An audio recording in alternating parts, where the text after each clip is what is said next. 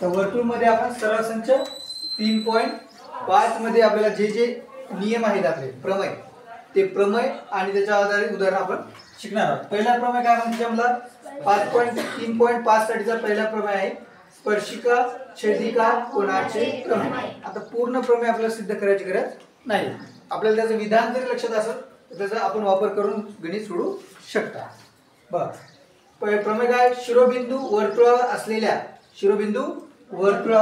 असलेल्या एक कोणाची एक भुजा वर्तुळाची काय स्पर्शिका आणि दुसरी भुजा वर्तुळाला आणखी एका बिंदूत छेदत असेल तर त्या कोणाचे माप त्याने अंतरखंडित केलेल्या कंसाच्या मापाचे काय असते निम्मे। आता मला सांगा BC ही स्पर्शिका आहे, वर्तुळावर हे कोण ABC चा शिरोबिंदू B आहे ते वर्तुळावर आहे आणि त्या कोणाची एक भुजा काय स्पर्शिका आहे आणि दुसरी भुजा काय वर्तुळाला आणखी एका बिंदूत छेदते, हो की नाही।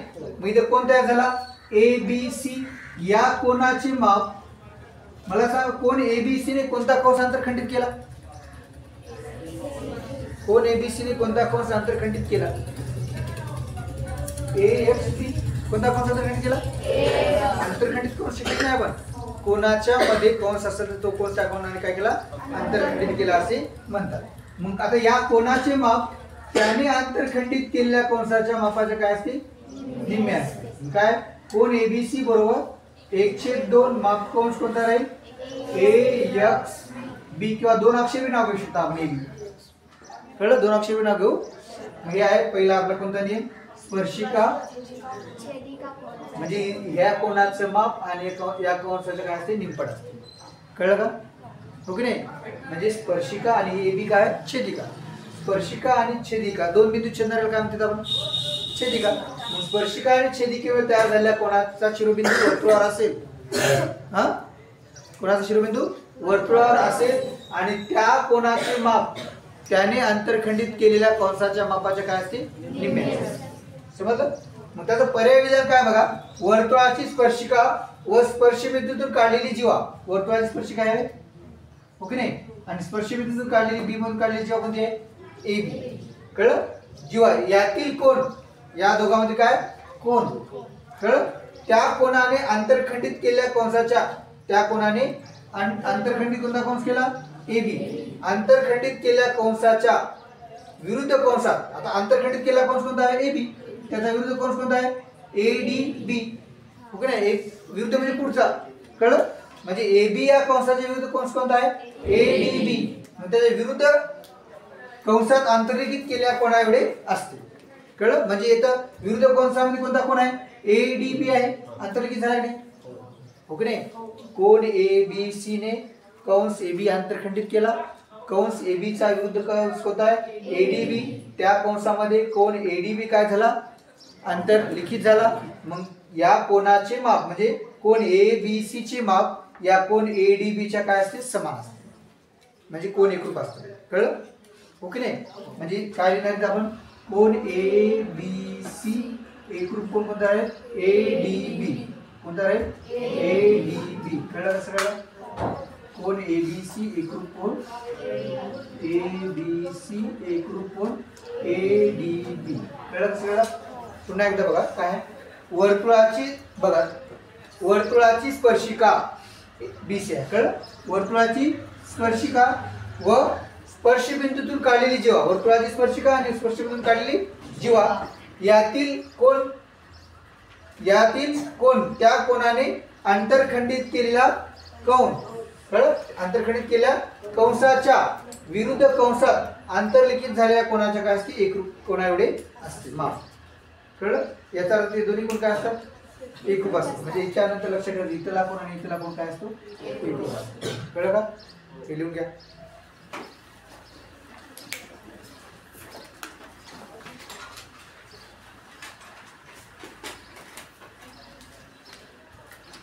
इथे लिहा कोण ABC एकरूप कोण कोणता आहे ADB,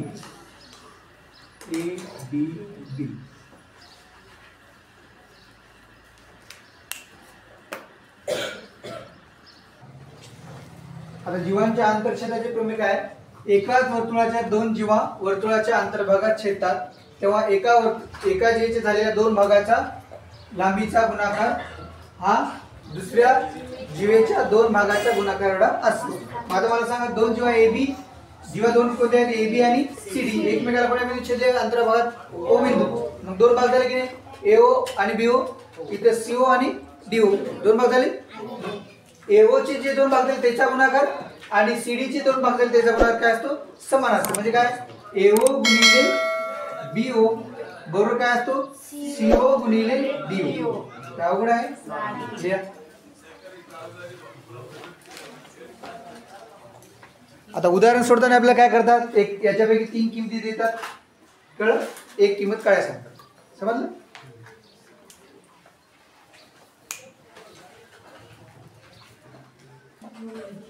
बघा, जीवांच्या बाह्य छेदाचे प्रमेय. एकाच वर्तुळाच्या AB आणि CD या जीवांना सामावून घेणाऱ्या वृत्तछेदिका परस्परांना वर्तुळाच्या बाह्य बिंदूतील बिंदू A B मध्ये छेदत असतील तर AE गुणिले EB बरोबर काय?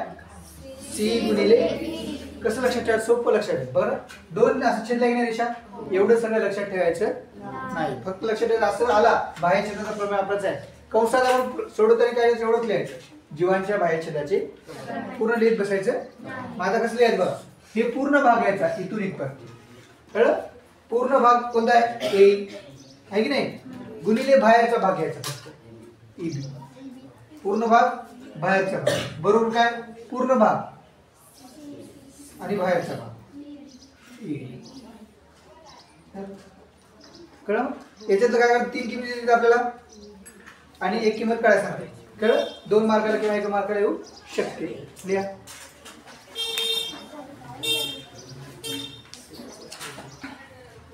बघा, पुढचा प्रमेय काय? स्पर्शिका छेदिका रेषाखंडाचे प्रमेय. काय? वर्तुळाच्या बाह्य भागातील ई बिंदूतून काढलेली वृत्तछेदिका. ही बिंदू आहे का? आणि वृत्तछेदिका कोणती आहे? EB. कळलं? वृत्तछेदिका वर्तुळाला बिंदू A व बिंदू B मध्ये छेदत असेल आणि त्याच बिंदूतून जाणारी स्पर्शिका वर्तुळाला T बिंदू मध्ये स्पर्श करत असेल तर EA गुणिले AB बरोबर ET चा वर्ग असतो. कळलं? मग लक्षात कसं ठेवायचं? स्पर्शिका छेदिका कोणाचा रेषाखंडाचा प्रमेय कसा वापरायचा? जे स्पर्शिका आहे त्याचा वर्ग करायचा. काय करायचं? स्पर्शिकेचा वर्ग बरोबर स्पर्शिकेचा आणि छेदिकेचा पूर्ण भाग कोणता? EB. कोणता भाग? गुणिले बाहेरचा भाग काय होतो? गुणिले बाहेरचा भाग कोणता? EB.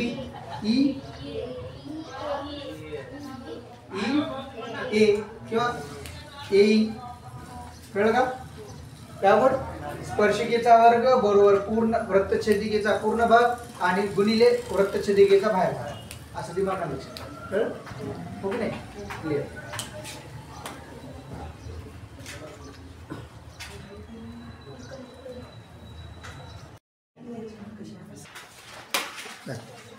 सराव संच 3.5 मधला पहिला प्रश्न काय? आकृतीमध्ये बिंदू Q हा स्पर्श बिंदू आहे. PQ बरोबर 12, PR बरोबर 8, तर PS ची किंमत आणि RS ची किंमत काढायची. कळलं? मग उदाहरणामध्ये मला सांगा, दिलेलं काय बघा, PQ दिला, पुन्हा इथे आहे PQ, ओके नाही? नंतर काय दिलं? PR दिला, PS काढायचं आहे की नाही? मग हे तिघही कोणत्या नियमात सांगा? PQ, PR आणि PS कोणाचे आहे? स्पर्शिका छेदिका प्रमेय. स्पर्शिका छेदिका रेषाखंडाचा प्रमेय. स्पर्शिका छेदिका रेषाखंडाचा प्रमेय.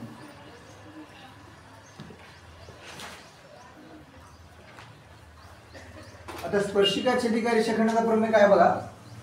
स्पर्शिकेचा वर्ग. स्पर्शिका कोणती आहे? PQ. PQ चा वर्ग बरोबर हे छेदिकेचा पूर्ण भाग. छेदिकेचा म्हणजे पूर्ण छेदिका कोणती आहे? PS गुणिले बाहेरचा भाग कोणता आहे? PR. याला म्हणतात स्पर्शिका छेदिका रेषाखंडाचा प्रमेय. असं होतं की नाही? मला PQ ची किंमत दिली आहे किती आहे? 12 आहे. 12 चा वर्ग. PS 8 आहे. PS काढायचा आहे.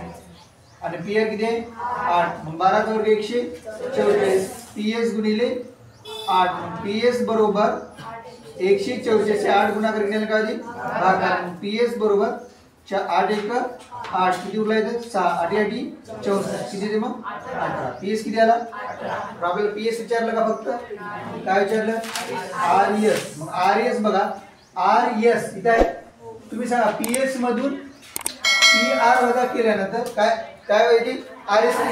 मग आरएस बरोबर काय लिहू शकतो आपण PS minus PR. PS minus PR. RS बरोबर पीएस किती आला आपला 18. पीएस 18 आलेला आहे आणि पीआर किती आहे 8. मग आरएस बरोबर किती मग 10. आरएस बरोबर 10. अवघड आहे लिहा. दुसरा प्रश्न काय आकृतीमध्ये जीवा एमएन आणि आरएस एकमेकांना बिंदू डी मध्ये छेदतात. आरएस आणि एमएन एकमेकांना कोणत्या बिंदू छेदले डी मध्ये छेदतात. जर आरडी बरोबर 15 डीएस बरोबर 4 एमडी 8 डीएन काढायचं आपल्याला कळलं. मग काय लक्ष द्या त्याच्यामध्ये काय करायचं आता जीवा कोणता प्रमेय वापरू शकतो याच्यावर सांगा. जीवांच्या आंतरछेदाचे काय इथं जीवांच्या आंतरछेदाच्या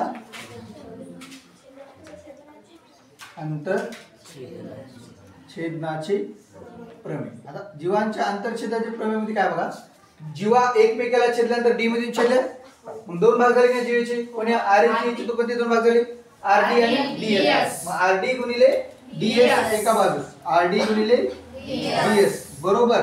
दुसरं काय एमडी चे भाग एमडी गुणिले डीएन.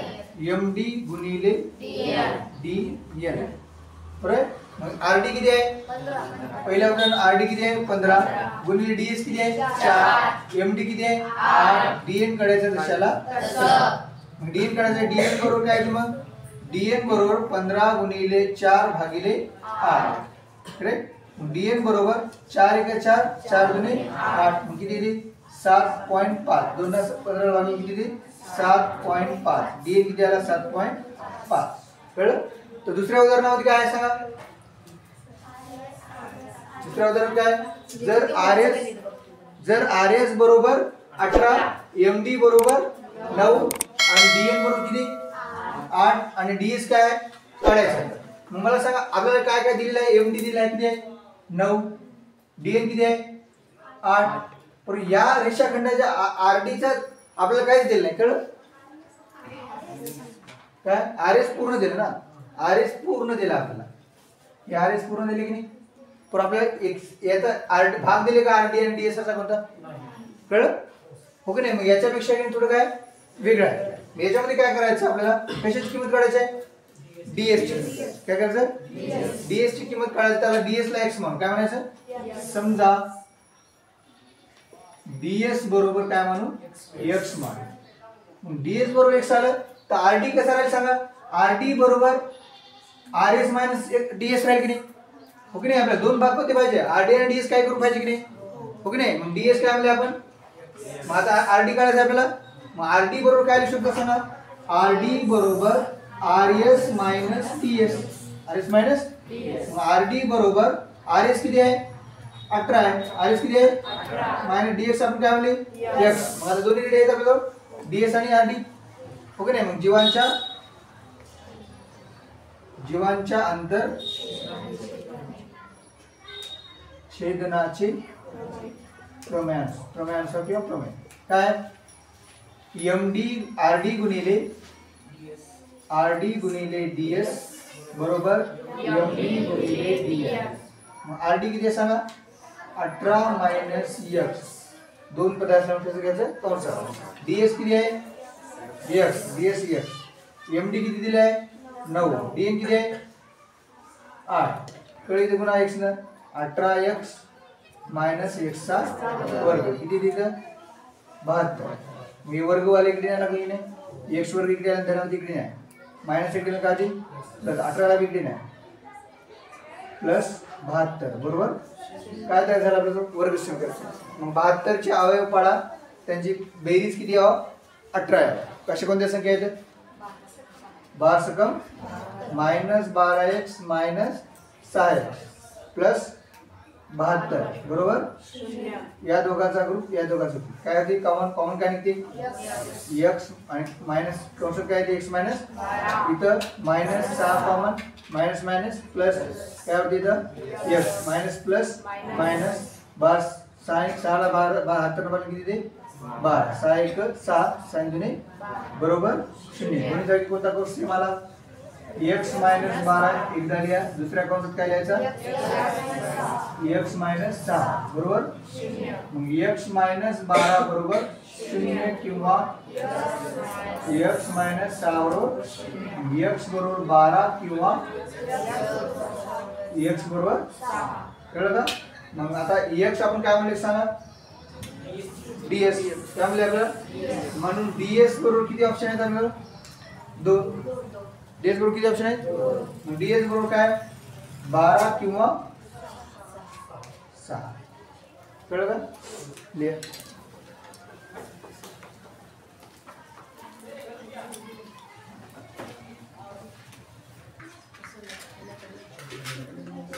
प्रश्न तिसरा आकृतीमध्ये काय बिंदू B हा स्पर्श बिंदू आणि O वर्तुळ केंद्र आहे रेख OE लंब रेख AD AB बरोबर 12 AC बरोबर 8 तर एक नंबरला काय करायचं आपल्याला AD आणि 2 DC आणि 3 D तिघाच्या किमती आपल्याला काढायचं आहे काय सांगितलं बघा सुरुवात करून गेली AB किती दिलं हे AB किती आहे 12 कळलं नंतर AC किती आहे 8 हे इथून AC 8 आहे समजलं नंतर काय दिलं DC काढायचं काय करायचं DC काढायचं कळलं तर AD काढायचं काय करायचं AD मग कोणता काय असू शकतो सांगा स्पर्शिका छेदिका रेषाखंडाचा बघा स्पर्शिका दिलं बाहेरचा भाग दिला पूर्ण भाग काढायचा कळलं सगळं हो की नाही सुरुवात कुठून करणार सांगा लिहायचं AB चा वर्ग बरोबर पूर्ण काय पूर्ण छेदिका घ्यायची काय AD गुणिले बाहेरचा भाग कोणता AC कोणता लिहायचं स्पर्शिका छेदिका रेषाखंडाचा प्रमेय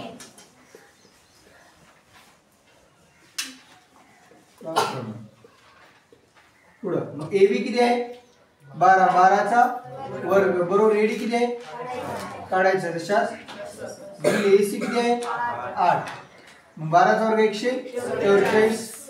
144 बरोबर AD गुणिले 8 AD काढायचा AD तशाला तसं हे 8 इकडे आणा 144 भागिले 8 AD बरोबर 8 1 8 किती उरलायचं 6 8 8 AD किती आला मग 18 एक झाला आपलं पुढे काय करायचं आहे DC काढायचं कळलं इथून इथपर्यंत DC आता तुम्हीच बघा पूर्ण AD किती आहे मग त्याच्यातून AC वजा केल्याने DC होती की नाही AD मधून AC वजा करा काय होते DC मग DC बरोबर काय करायला लागलं मग DC बरोबर AD मायनस AC करायला लागलं मग DC बरोबर AD किती आहे 18 मायनस AC किती आहे 8 मग DC किती 10 DC 10 कळलं पुढे काय करायचं आपल्याला DE काढायचं आहे कळलं ओके नाही मग आता तुम्ही बघा हे काय आहे वर्तुळ केंद्र आहे मग वर्तुळावर जीवर लंब हे DC काय आहे जीव आहे की नाही मग वर्तुळ केंद्रातून आपण जीवर काय टाकले मग वर्तुळ केंद्रातून जीवर टाकले लंब जीएस काय करतो कळलं ओके नाही मग रेख OE लंब रेख DC कळलं मग नियम लिहायचं वर्तुळ केंद्रातून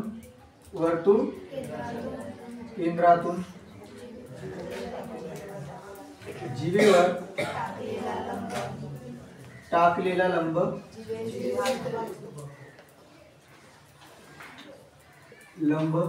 जीवेस दुभागतो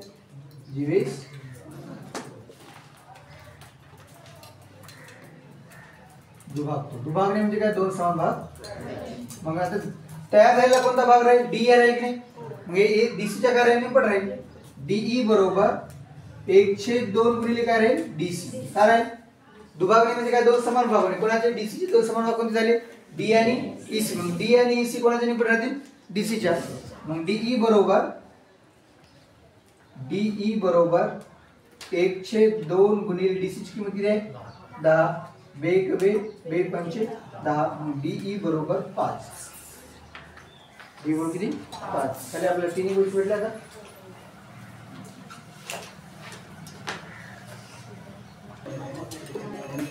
प्रश्न चौथा आता आकृतीमध्ये काय जर PQ बरोबर 6 QR बरोबर 10 आणि PS बरोबर 8 तर आपल्याला काय करायचं आहे TS काढायचं तर लक्ष द्या काय काय दिलं आपल्याला PQ इथे आहे PQ इथे आहे 6 नंतर काय दिलं QR किती दिलं QR 10 कळलं ओके नाही पुढे काय PS किती आहे 8 मग जीवांच्या बाह्य छेदाची काय लक्षात जीवाच्या बाह्य छेदाची सांगा आपण काय असेल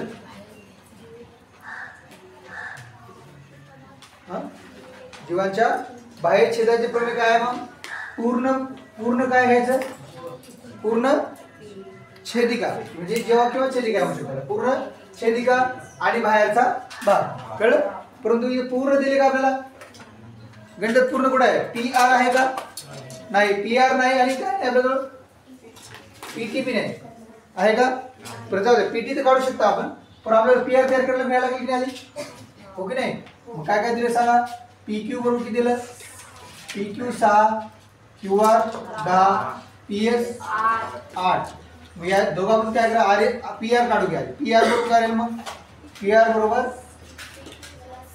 PQ plus QR PQ plus PR बरोबर काय PQ किती आहे मग 6 प्लस 10 किती दिली PR 16 PR किती मग आता जीवांच्या बाहेर छेदांचे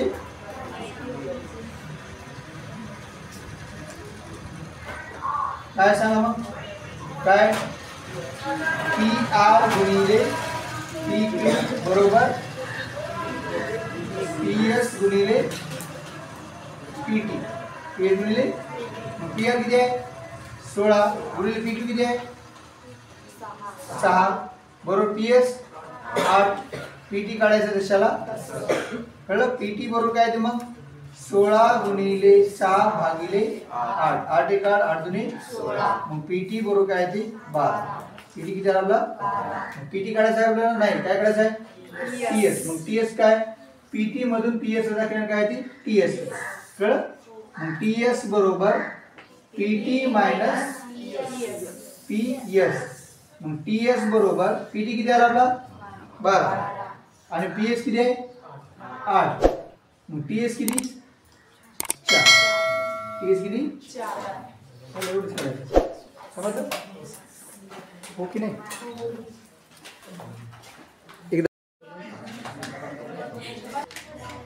बघा प्रश्न 5वा काय आहे आकृतीमध्ये रेख EF हा काय व्यास आहे आणि रेषा DF हा स्पर्शिका खंड आहे वर्तुळाची त्रिज्या R आहे तर सिद्ध करा की DE गुणिले G आणि D कुठे आहे हे DE गुणिले GE बरोबर काय करायचं 4R चा वर्ग खूप राहण्याचं बघा लक्षात द्या इथे हे काय पूर्ण व्यास आणि त्रिज्या किती आहे आपले R त्रिज्या R आहे E हे काय R आहे इथं हे R असेल किती राहील मग मला सांगा EF किती राहील 2R बरोबर EF किती राहील मला 2R आहे तर 2 च्या काय करायचं आपल्याला 4R चा वर्ग म्हणजे वर्गाचा संबंध आहे काय वर्गाचा संबंध आहे की नाही मग आता वर्गाचा संबंध असेल तुम्ही सांगा वर्ग कुठे येते पायथागोरसच्या प्रमेयामध्ये वर्ग येते की नाही हो की नाही मग आता इथं बघा आता पायथागोरसचा प्रमेय वापरायचा आहे फिक्स आहे पायथागोरसचा प्रमेय वापरण्यासाठी तुम्हाला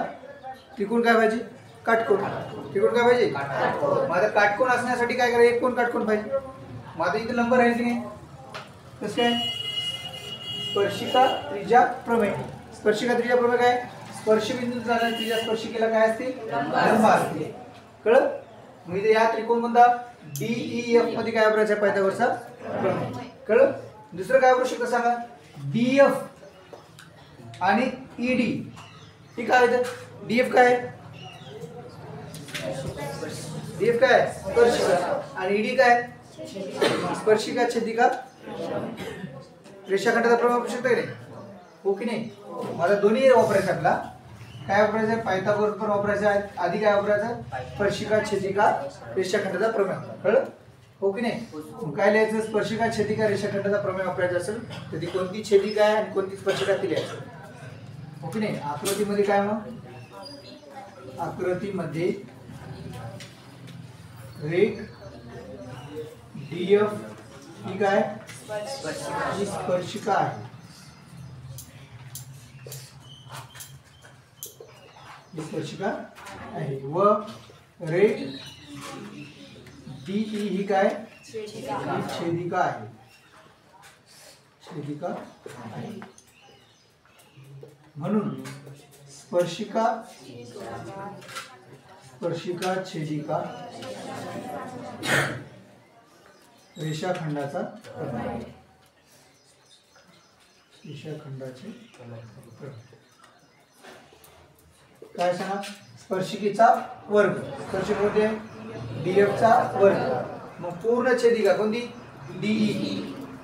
पूर्ण छेदिका डीई आणि छेदिकेचा खाली बाहेरचा भाग, वर्तुळाच्या बाहेरचा भाग कोणता? जीडी.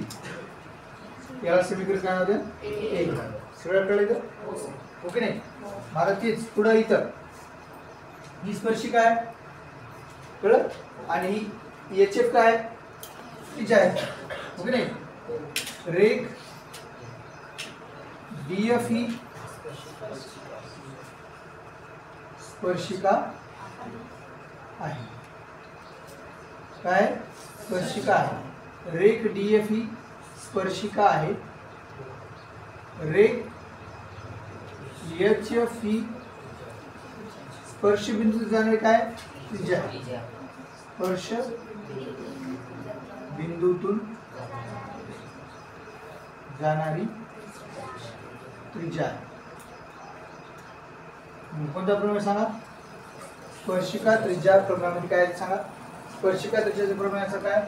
हे लंब आहे की नाही? एचएफ लंब कार्य की नाही? रेख एचएफ लंब रेख डीएफ कोणतं द्यायचं? स्पर्शिका त्रिज्या स्पर्शिका त्रिज्या प्रमेय. कळलं? मग लंब आहे म्हणजे इथं काय राहील? म्हणून कोण? डी एफ ई किती राहील मग? 90. डी एफ एच मध्ये आपल्याला काय पाहिजे? डी एफ एच लंब आहे. कळलं? पण आपल्याला डी एफ ई बी लिहिता येते की नाही? कोण कोणता? D F E. हे एवढं कशासाठी केलं आपण? काटकोन त्रिकोण दाखवायचं. काय दाखवायचं? डी एफ ई बरोबर किती अंश मग? 90 अंश. समजलं? म्हणून त्रिकोण कोणता? त्रिकोण डीईएफ. त्रिकोण कोणता? डीईएफ. हा डीईएफ हा काटकोन त्रिकोण आहे. काटकोन त्रिकोण आहे.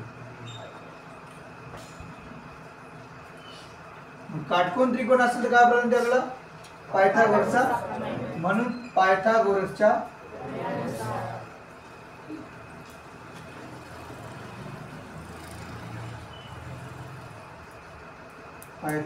प्रमाणात कर्ण कोणता आहे सांगा? डीई.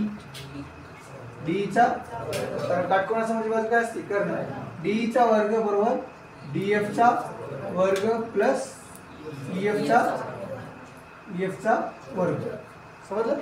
मग आता डीई ला डीई ठेवा. काहीच बदल करायचा. मग डीएफ च्या जागी काय ठेवा सांगा? डीई गुणिले जी. समीकरण किती वरून? 1. डीएफ च्या जागी काय ठेवा? डीई गुणिले जीडी प्लस ईएफ च्या जागी काय ठेवा? 2 आर ठेवा. काय ठेवा? ईएफ लिहिलंय का आपण? ठीक आहे. ईएफ किती राहील मग? 2 आर. ईएफ 2 आर चा वर्ग असणार वर्ग. कळलं? 2 आर का? हे त्रिज्या आर आहे म्हणजे तर ईएफ काय आहे? व्यास आहे. व्यास त्रिज्या काय असतो? दुप्पट असतो. मग डीई बरोबर डीई गुणिले जीडी. इथे काय आहे? 4 आर चा वर्ग. समजलं? हो की नाही? इथं डीईचा वर्ग आहे. कळलं? या इकडे काय पाहिजे? आपल्या सिद्धतेमध्ये काय पाहिजे? फक्त या साईडला कोण पाहिजे? 4 आर चा. म्हणजे याला इकडे समजलं?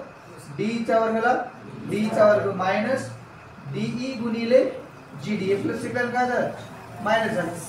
प्लस चिन्हाचं काय झालं मायनस, बरोबर काय 4 आता बघा याच्यामध्ये डी कॉमन निघते की नाही, मग डी च्या वर्गामध्ये आणि डी मध्ये काय डी कॉमन काढल्या पण असं कॉस करायचं, मग भागा काय ते डीई येते, कळलं, याच्यातला डी निघून जाते, काय होते इथं डी कटते आणि काय होते जीडी, 4 वर्गाला मग डी ला डी इथं गुणिले डीई मायनस जीडी, बघा डीई पूर्ण आहे हो की नाही, पूर्ण डीई मधून जीडी वजा केलं काय येते ईजी येते, कळलं हो की नाही, काय कळलं सगळ्यात कळलं की नाही, बघा काय करायचं डीई मायनस जीडी, म्हणजे डीई मधून जीडी निघून गेले काय होते सांगा जीई होते, आपल्याला जिथे जीडी आहे की डी हे काय इथे जी ई आहे ना,